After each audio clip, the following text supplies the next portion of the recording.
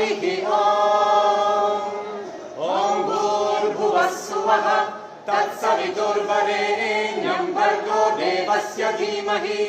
धियो यो नः प्रचोदयात् ॐ तत्सर्योरावृणीमहे गातु यज्ञाय गातु यज्ञपतये दैवी स्वस्तिरस्तु नः स्वस्तिर्मानुषेभ्यः ऊर्ध्वं जिगातु भेषजम् शन्नो अस्तु द्विपदे शं चतुष्पदे ॐ श्रीगुरुभ्यो नमः हरिः ॐ भूर्भुवः स्वः तत्सवितुर्वरेण्यं भर्गो देवस्य धीमहि धियो यो नः प्रचोदयात् ॐ तत्सर्योरावृणीमहे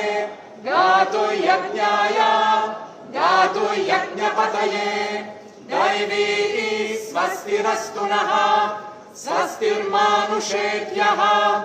ऊर्ध्वं जिगातु भेषजम् शन्नो अस्तु द्विपदे शं चतुष्पदे ॐ